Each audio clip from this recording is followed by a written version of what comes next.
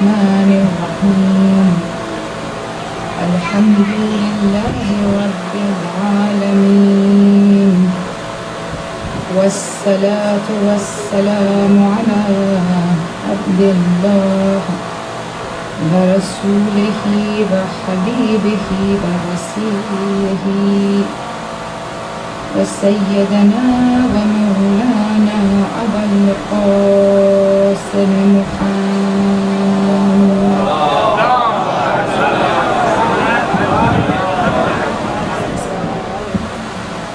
الطيبين الطاهرين المعصومين المظلومين بسم الله الرحمن الرحيم إنما يريد الله ليذهب الرجس أهل البيت ويطهركم تطهيرا.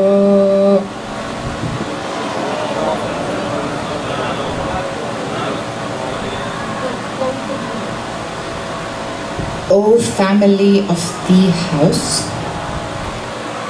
Allah only wishes to remove from you all flaws, to cleanse you, to purify you, an extreme purification.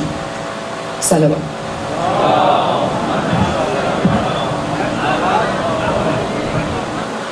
Assalamu alayka ya Fatimah al-Zahra bint Muhammad.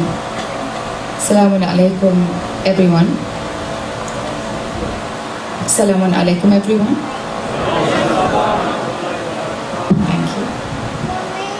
Before I start, I want to say I am not an orator. I am not a philosopher. I am not a religious scholar. I am an artist. I create for a living. And in creating, I seek to understand my creator. If I stammer, if I stutter, if I make mistakes, I apologize. In this vast ocean called wisdom, I barely have a drop of it in me. So I want to thank IECSD for giving someone like me the great opportunity to speak on a night like this. For him and his family, let's have a loud, passionate salawat, please.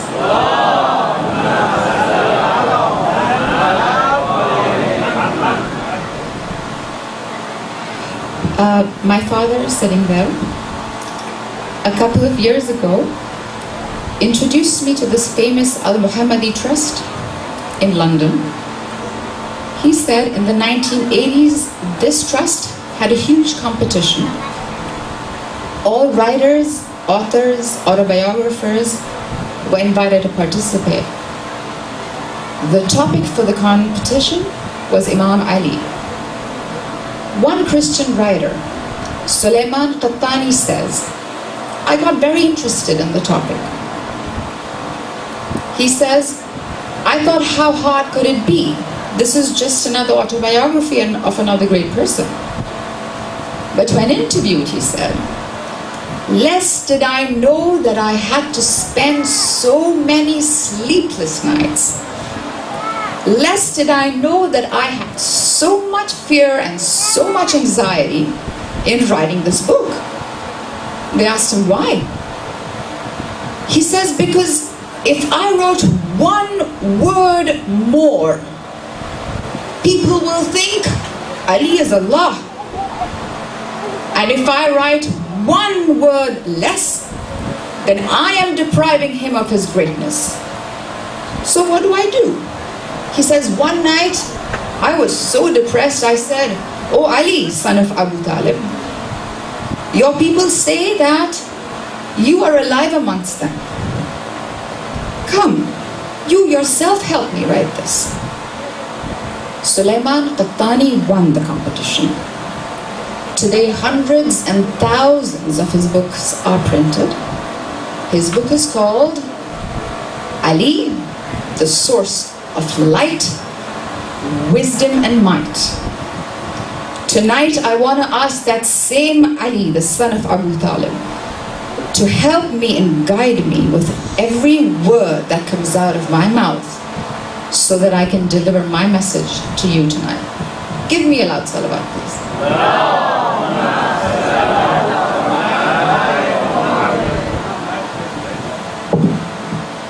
My topic for today is freedom.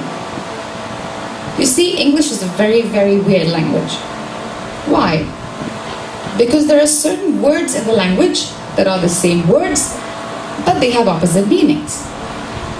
One of them is the word free.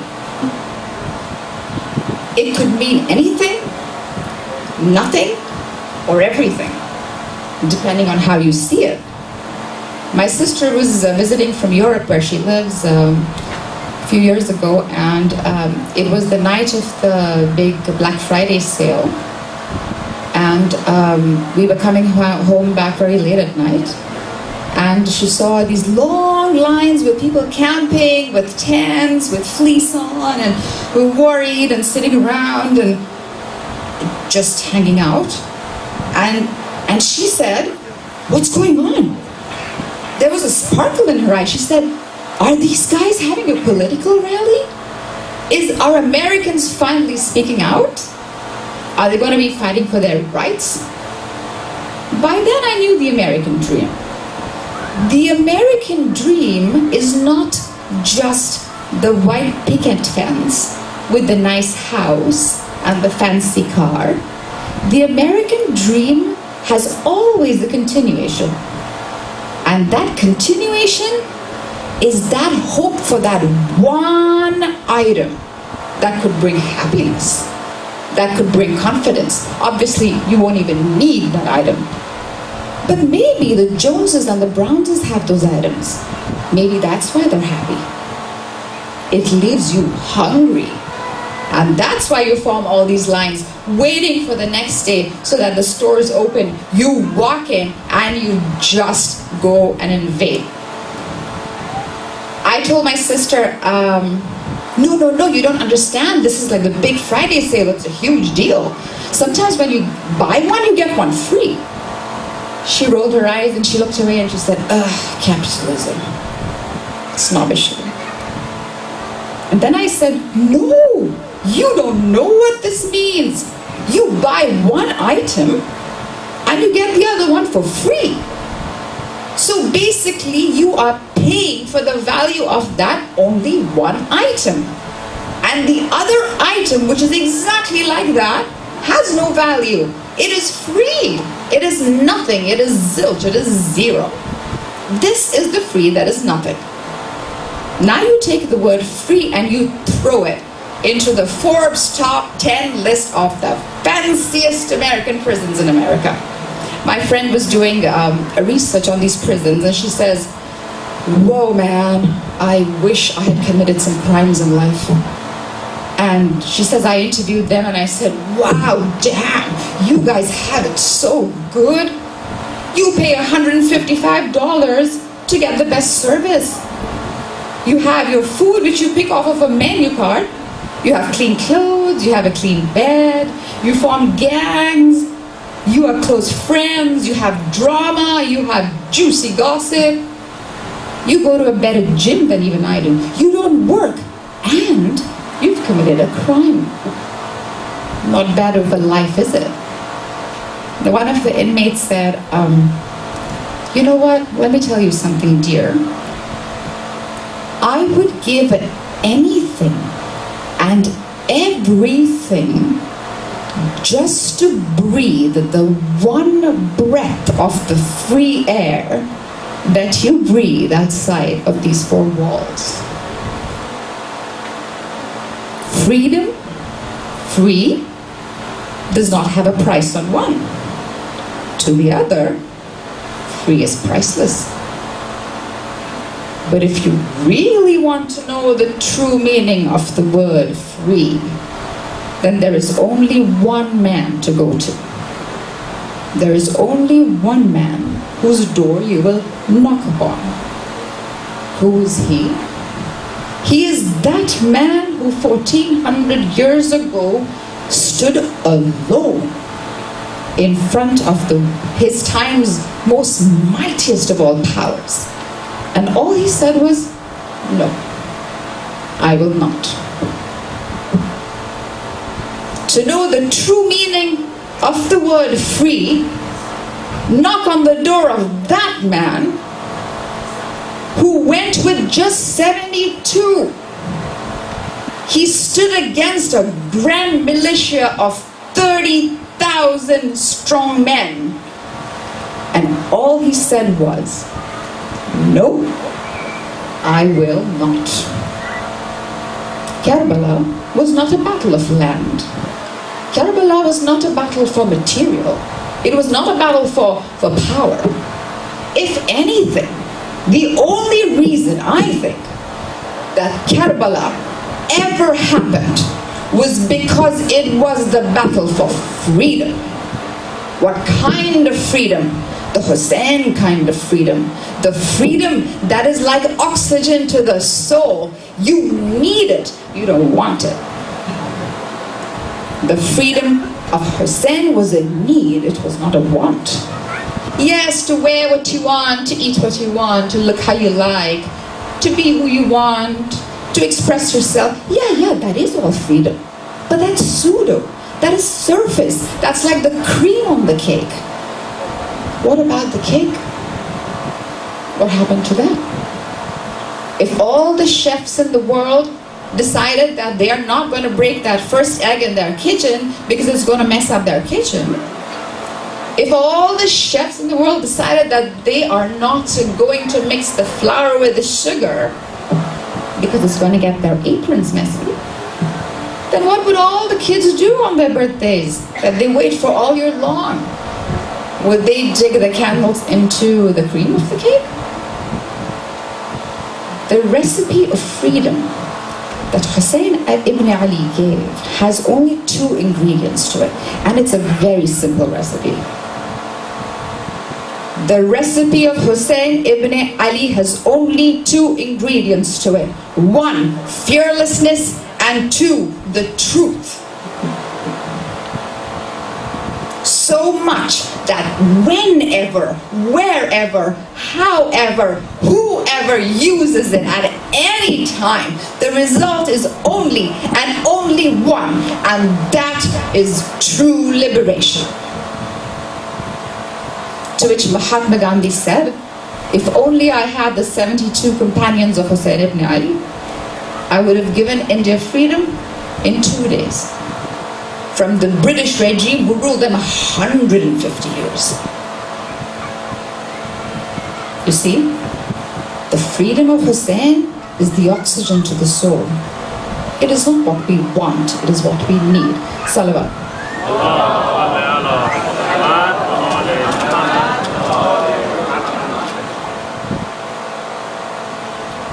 The Greeks came up with this philosophy saying that if you want to understand anything, then you start from nothing. They called it tabula rasa. It means white board, clean white board. They believe that only if you destroy can you construct. Only if there is black there is white. Only if there is good there is bad. Only if there is light there is darkness. There has to be a God for an atheist to say there is no God, isn't it? Only if there are prisons can there be freedom. Inni ma'al usra yusra. Verily, after every difficulty there is ease. It's the yin and the yang. Don't get me wrong, the grays are very beautiful. They are those eccentric parts of the mind that can create some of the best of all creations. To which Einstein said, there is genius in madness. There is order in chaos. But there still is a definitive black and white. There has to be in order to make this gray. Is it not? There have to be prisons in order to attain freedom. My most favorite philosopher, writer, and sociologist, Dr. Ali Shariati, says that there are 4 prisons of man. And if you get stuck in these prisons, you're stuck. There's no way out. But I'll try and give you some keys. Try if you can get up. The first prison is the prison of the self. Ego.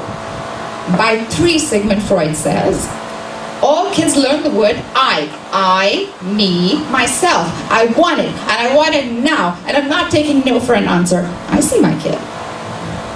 It's phenomenal. From the time she couldn't open her mouth, now it's all about I, myself, and all the friends around her. It's very interesting. I had gone to this show where the dervishes were dancing the very famous dance called Sama, and it was so beautiful. They just went and twirled around and around and around, one hand facing the sky, where our highest being is, and one hand facing down to the earth, because we're made of dirt and clay. And they kept circling around, but not one of them fell down. Not one of them felt dizzy. So I felt very confident and spiritual, did a little yoga and came home and started going around myself. It was only 3 times. I had to sit down. Immediately called the guy in San Francisco and say, hey, you know what? I want to learn that dance. I want to learn how the dervishes do it. It's called Sama. You guys teach it in San Diego so that I can go. And he's with very broken English, he says, no, you cannot. I thought he's fob. So I tried to say it very, very separately. I said, I want to learn Sama, the dance of the dervish. He said, I said to you, you cannot. I said, okay, why? He said, because you have to be 0. I was like, okay, now I'm talking to either someone high or drunk or just crazy.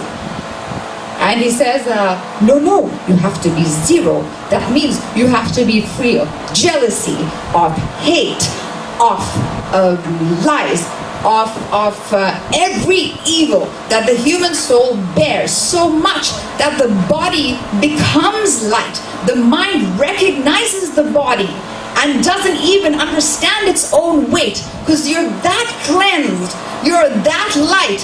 Only then will you be able to go around and around and around and around yourself without one bit feeling dizzy. Are you ready for that? I said no. The key to the prison out of the self is the 0. The other prison is very dangerous. It's called the prison of society. In this prison, we all hear one sentence repeat and repeat itself. وای مردم چی میگن؟ حالا ما اینو بپوشیم چی فکر میکنن؟ وای ما بریم اونجا خیلی زشته خود. Yeah, okay. You know what? It's a constant. What are people going to think? How are people going to judge me? Do I look good enough? Oh, come on. If Hussein even cared about people. If Hussein even cared about what his ummah would tell him, which would be very logical actually, it would be, you know what? Are you crazy, dude? You're going with everything you have. You're giving it up for what? An ideal? Go back. Go live happily ever after. There you are presented with all the gold and the fineries, and I mean the Umayyah are rich. He said, no, I will not. This is what makes Hussein different from everyone else that ever walked the earth. The no. Salawat.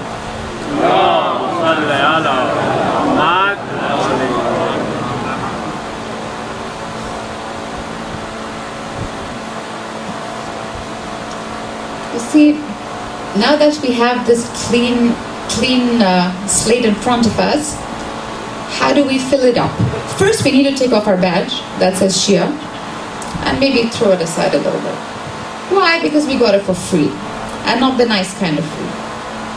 The free that was nothing. We inherited it. Let's give it some value now.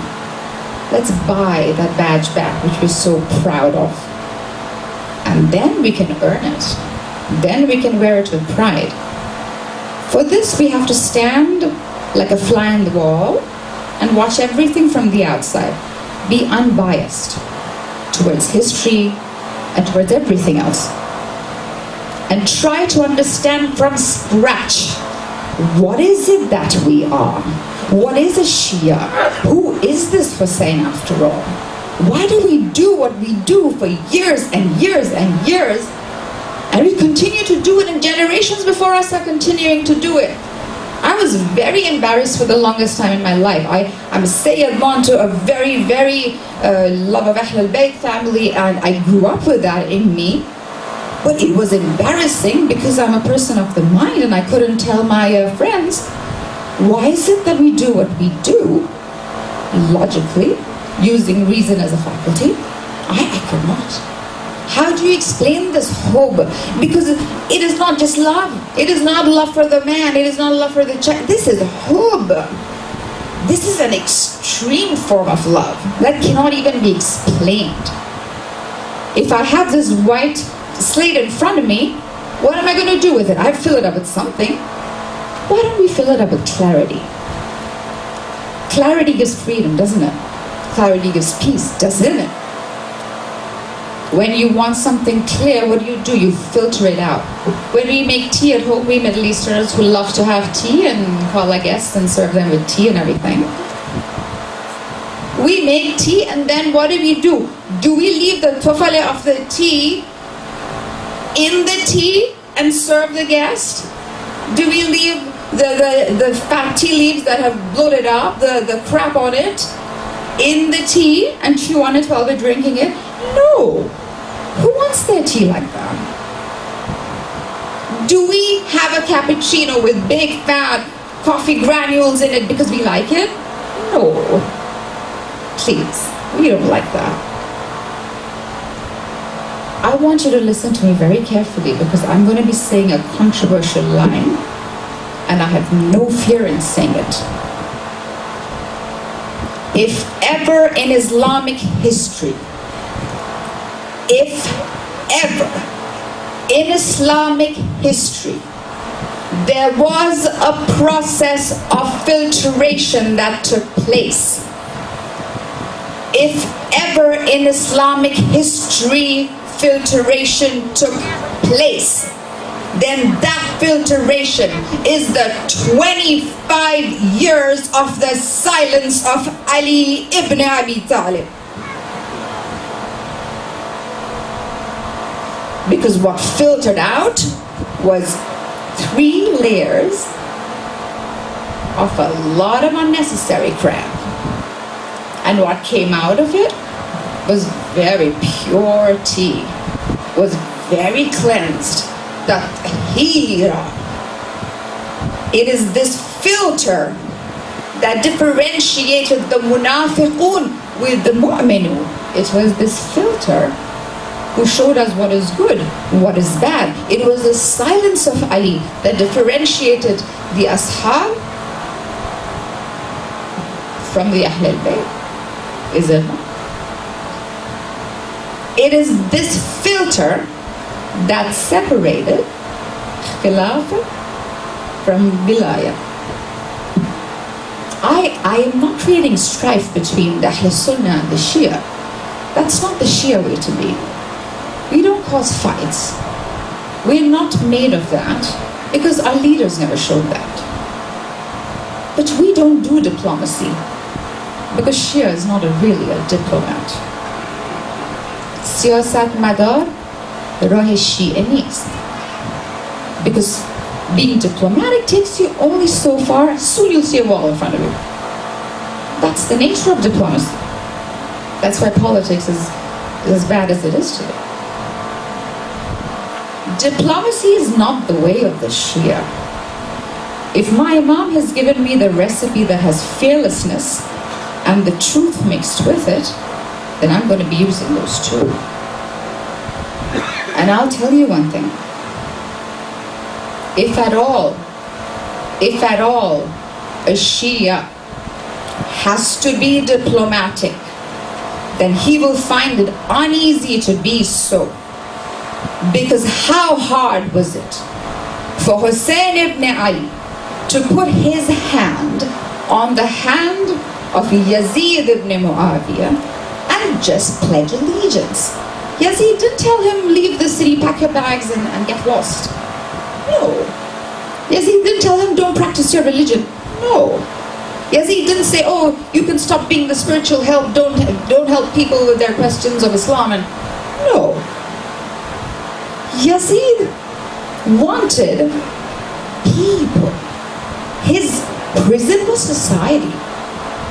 He wanted the hand of Hussein on his hand in front of a crowd and say, here, pledge allegiance to me. That's all I want. Go your way after that. And I'll give you some more riches if you like. But he said, no, I will not. Celebrate.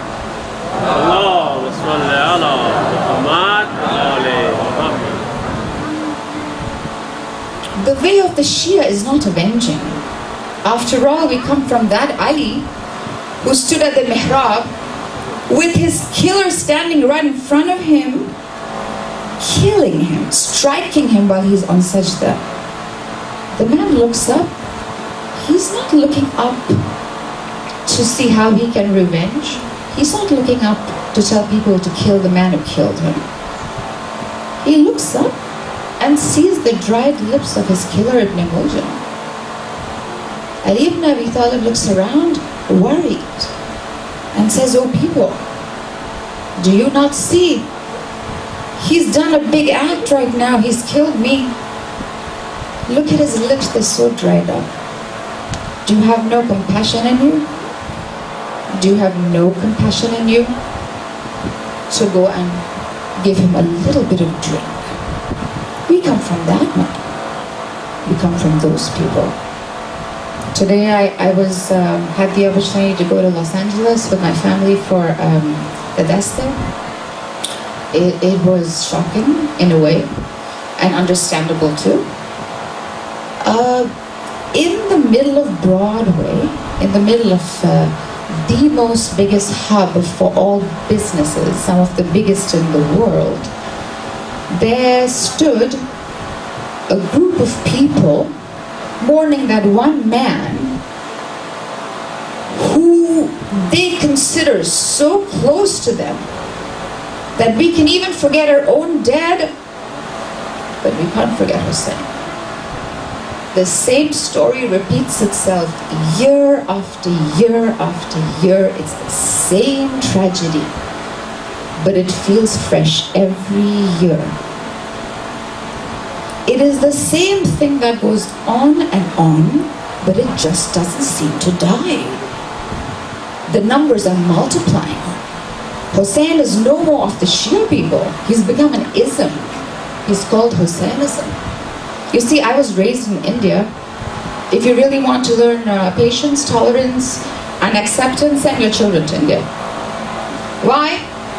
Because you're sitting in your car, you're going to go attend a business meeting, and right in front of you will come and stand a cow. And you're looking at that cow, and you are waiting. You don't honk. No. You can't honk at the cow. Why? Because in the stomach of a cow are 330 million gods, and they live there. One of the most beautiful philosophies, I think, is Hinduism, because it preaches Advaita Vedanta. Everything is God, you are, and God is you. That means salute everything, respect everything, living and non-living. Surya, the sun god. Dharti, the earth god. Brahma, the creator. Vishnu, the sustainer. Shiva, the destroyer. On and on and on. In India, every year, the finest of gurus go to the Himalayas. They spend all their life there. Their diet consists of a lot of water, only water, and a little bit of greens here and there. They come down every 4 years to an event called the Kumbh Mela. A lot of people come from all around the world to come watch it. And here they show their tricks. What are those tricks? They show mind over matter. Do they levitate? Yes, they levitate. Listen. Do they sleep on a bed of nails? Yes, they sleep on a bed of nails. Do they have swords going in from one end of their mouth to the other without a drop of blood? Yeah, they have all that. These are fantastic. So me and my friends had gone at one time when they had come visiting South. And I told her, go tell him that I want to talk to him. This was the head guru who was going to go in and take a plunge into the, you know, the holy ocean and come out cleansed. She said something in her, she was Swiss, so she was saying something in her broken Hindi, and he started calling me very angrily from far, and I went, and of course my heart was pounding. I don't know if it was the knee-long hair, or it was that he had never seen himself in the mirror, or it was his nails, which were very, very long. And I stood there and I said nothing, and he saw my fear, and he said in Hindi, "Arey, वापस जाओ, इधर क्यों आए हो? भगवान को ढूंढने आए हो? जो ढूंढने आए हो, वो इधर नहीं है, वो इधर है." He said, "Go back." He's frisking his hands. He's getting all angry, and he says, "Go back. The God that you have come to seek is not here. You won't find him. He is here." Now he's pounding on his chest. I never understood then why he found the chest so important. I never understood why his pounding was that hard. But now I do. You see, all around the world, mourning of Hussein is done in every form, is done very differently in different cultures. But the one thing that stays common, if you've observed, is the palm and the chest. In Nigeria, they have a very military kind of mourning. In the Arabs, you have the halqa, and the Iranians, they have their own, and Indians, of course, it's full of passion and blood and everything. The point being, the one thing that stays constant is the palm and the chest. I never understood why till I met this old guru. You see, the chest is and only is that area behind which what it holds is the essence of life. The heart is that organ that pumps out so much blood that literally, if you calculate in distance, you can go all the way to the moon and come back. Without one beat of that heart, you don't exist. When we hit our chest, don't call us self-mutilating. Don't call us self-flagellating. We beat our chest because we are awakening that heart. Every time we are awakening the lost Hussein in us, we are saying, get up, get up, get up. After all, we are the product of the tears of your mother when she cried and told her father, but father, who is going to cry for Hussein when he is left alone in Karbala? Muhammad says there will come a race which God creates, which are only and only meant to cry. This is the gift I give to you, O Fatima. Salawat.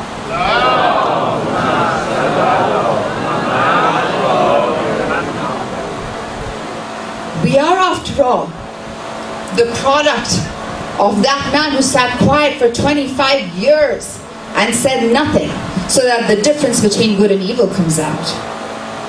We are the product of that woman, after all, who stood by the door mourning for her dad when they came and burned the door on her, killed her Mohsen. We come from them. We don't avenge, we don't fight, we don't use diplomacy, but we tell the truth. If Qadir was your excuse, it never happened. Man kuntum mawla bahada aliyun mawla never happened. Okay, give me your excuse about Fatah. Tell me what happened in Uhud. Who were the people who ran away from the battle? Who were those? Let's not use names here. Salawat.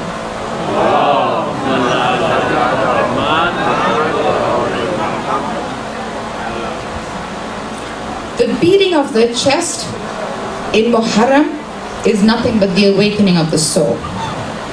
The harder you beat, the more you're telling it. 1 year I rested. let me hit more. Let me awaken more. Because my fitra is the fitra of Hussein. How can it be any different? My dad had a close friend called Sir Mirza Ismail in India. He was originally Iranian, but they made him minister in India. And he was very, very affluent, very, very rich. Many roads are still named after him in India, Sir Mirza Ismail. And at that time, the Maharajas used to rule, the kings. Maharajas lived a very lavish life. There was one Maharaja called Varayar, which Sir Mirza Ismail was very close friends with. So Maharaja is the Raja, the king, and under him is the minister. Minister said, hey Maharaja, why don't you come to one of our Muharram sessions? Come and see what it is. He comes one time, and he stands, and as a mark of respect, he's seeing everyone's beating their chest, and it's getting more and more passionate because Indians tend to get very passionate. He puts his hand on his chest, and he's just waiting. Puts his head down, as a mark of respect. It's said that that Maharaja came year after year after year. I don't know what his intent was, I don't know how he felt, but he kept coming year after year. And he said, I feel very peaceful in environments like this, etc. The man dies. Indians, Hindus cremate the body. But when you are a Maharaja, you're not created with just any wood, you're created with sandalwood. Why? Because it smells good. The filthy smell from the body doesn't show up, etc. So here is the Maharaja, they've loaded up the sandalwood, they're all sitting, and he's burning. He's burning, but two things are left behind. They see two things didn't burn: the palm and the chest. And how do you explain this? I don't know, but people kept saying, we tried everything. We wanted to burn so that we could, get rid of his ashes and throw it in the holy river. Didn't happen. Finally, it was his hand and his chest that were buried. What do you say to that? That same hand and chest that was used as a mark of respect, not even mark, but respect for Hussein. Today, Hussein stands tonight alone with his hand on his chest. Because today is a great day for Hussein ibn Ali. Today his Ali Akbar is coming. Today Ali Akbar is coming closer and closer, and the heart of a father is pounding. He knows what he's going to ask. But the father is strong now. He's suddenly standing straight. He cannot show any weakness towards Ali Akbar. Ali Akbar is his only hope. Abbas is assigned to get water for Ruqayya. Akbar is the one who's going to go to the battle. He comes to his father and says, Father, do you give me permission? I want to go to battle. Hussein stands with his chest broad, broken inside, and says, yes, son, you go. But before you go into that tent where all those women are waiting for you. He goes in, he walks in, he sees his Zainab sitting there. I don't know what happens in that tent, but they communicate. Everyone is staying strong for Ali Akbar. He walks inside, he sees his mother Layla. Layla is covering up her tears. She's choking up. But it so happens, the minute Ali Akbar gets up and walks out of that tent, this curtain goes up and comes back, goes up and comes back 14 times, going and coming, wanting him to return. Every single time, as though the mother is saying, Ali Akbar, don't go. You are all I have. Stay with me. Now Ali Akbar goes into the battle. Layla comes down worried. She's saying, I stand by the tent. All I wanted to see, what I wanted to see was the face of Hussein, because I did not have it in me to see the battle of Karbala. Suddenly Hussein's face goes pale. She says, my dear, what happened? He says, I don't know, but he's standing, and before him is standing a Pahlevun. He looks very big. I know he's eaten, I know he's drank, but your son Layla, he has no water. Your son Layla, he hasn't eaten anything. She goes back inside, she raises her hand in desperation like a mother would, and she says, oh God, oh Allah who unified Yunus with Yusuf with Yaqub, unify Ali Akbar with me, his mother. But nothing happens. She comes out. Soon she realizes that Ali Akbar is walking back. His eyes are all drooped. His lips are all charred. He comes to his father and he says, Al-Atash, I am thirsty, father. That is going to kill me. Hussein says, go, you finish the fight and come back. He goes, and what comes back is Ali Akbar with a liver and an arrow deep inside it. Now Hussein holds his back. Now Hussein collapses. Now Hussein doesn't have to be strong for anyone.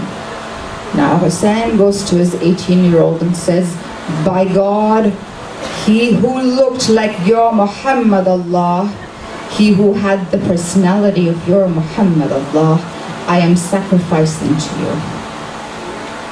It is the power of the Father's hand that goes into that knees there, take it up. But with it comes the entire liver of Ali Akbar. Inna lillahi wa inna ilayhi raji'un. But I tell you one thing and think about it. When that Layla lived for years and years after, when that mother ever looked at a glass of water in her life, you tell me, how did that Layla feel? Something in her must have burst open, saying, Ali Akbar, this is for you. Hussein, this is for you. Ruqayya, this I'm saving for you. Ali Asghar, I'll give you a few drops. Zainab, come on, have a glass of water.